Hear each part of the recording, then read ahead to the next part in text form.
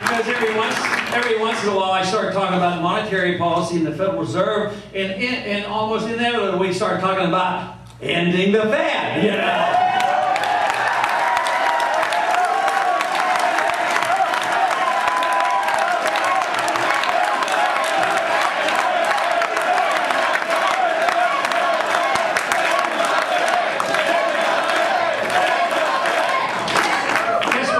Guess what? I think maybe you heard it or read it or saw on the internet that I am trying to scribble down a little book to try to change people's mind. But the title is going to be something that I did not think up. Somebody else did. You did, and it's going to be called End the Fed.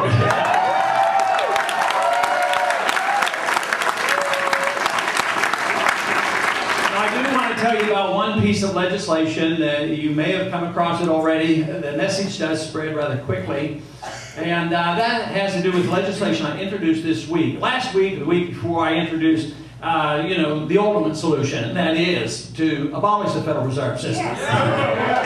But this week I introduced one that is something that I see as a more practical, immediate thing that we can work on.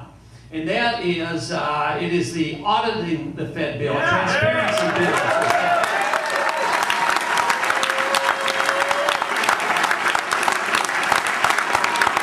Because if we're successful with that, and we can actually open the books up and tell the American people what they've been doing, that will lead to ending the Fed.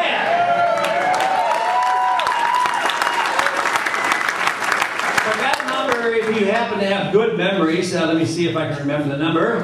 H.R. 1207 is the number of the bill. It's called the Federal Reserve Transparency Bill. And amazingly, with my lack of energy and twisting arms and trying to get a co-sponsor, just taking the bill over the floor and mentioning it to a couple people, I think I had 12, 13 people sign up just on the spot.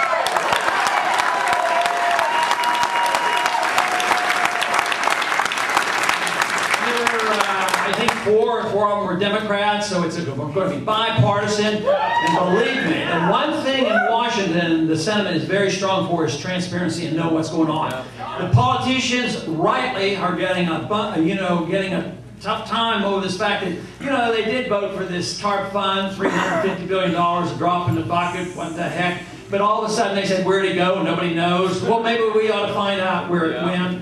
But that is a lot of money, and it is irresponsible the way that is taken care of up in Washington, and nobody knows where it goes. It's sort of like the $125 billion they sent over in cash over into Iraq to help rebuild their infrastructure, and they lost it. $125 billion and they lost it. But the big one, back to that issue, and that has to do with the Federal Reserve. They don't deal in hundreds of billions. They deal in trillions of dollars. They literally, nobody knows exactly, but the total amount is estimated with the Federal Reserve and what the Congress has done, $9.2 trillion of commitments made in this past year. But just think of these trillions of dollars. They don't even appropriate, they don't tax, they don't borrow, they just create it. To me, the most amazing thing is that this system still functions at all. The financial system, of course, isn't functioning very well, and it's on its last legs. I've been saying that it would end, it is ending, and the financial system set up in 1971, the dollar standard, it's done. And they are scurrying around trying to replace it with something. But the thing that hasn't collapsed yet is the dollar.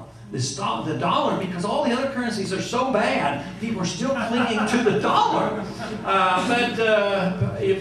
But one thing significantly that has happened, of course, is that gold is alive and well, and people are looking at it, and it's acting like a currency more so than ever before.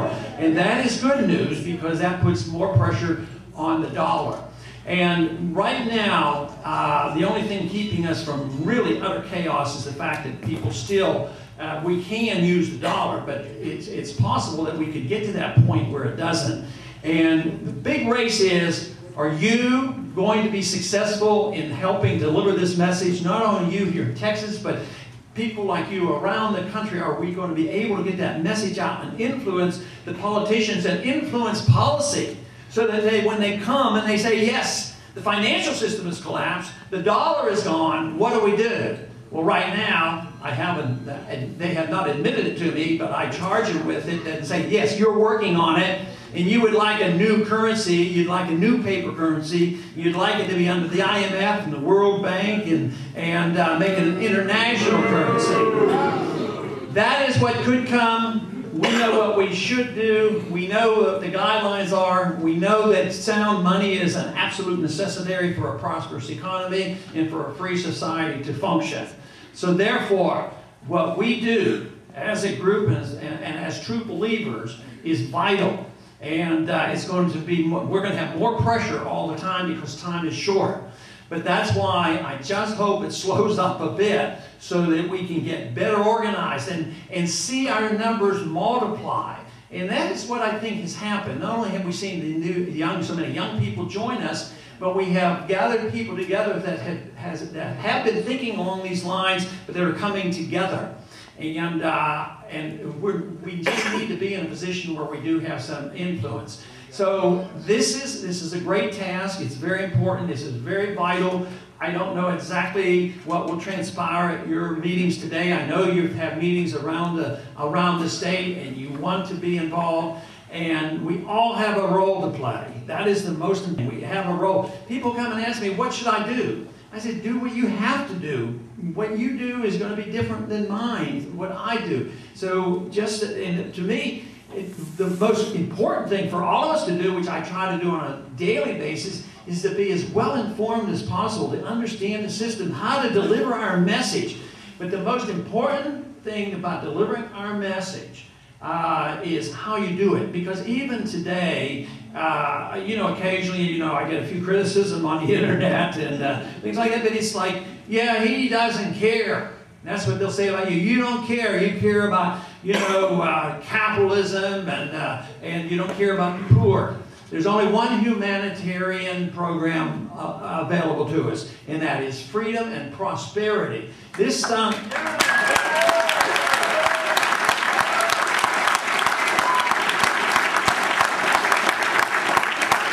Now, once again, in 1989, it was proven that communism didn't work, no matter how well motivated it was to take care of the poor at the expense of the rich. That didn't work. They admitted it. They pretended that socialism was dead, but they did not give up on interventionism and the planned economy and the system that we've had, and the inflationism and deficit financing. So that is collapsing. So now the big challenge is will those in charge now in the Congress as well as the administration right now that believes that it's once again they're blaming freedom and capitalism and cause it. So that our job is to show what really caused it and make sure that they understand that we who have different ideas about what should be done, it's because we really care about people. We care about ourselves, our family, our friends, our neighbors, our community, our whole country, but we care about liberty. And this is the answer. So all I say is stay engaged. If you have a group like this that's enthusiastic, there's no reason why your group can't be doubled and tripled and quadrupled. We have to. We have to do that.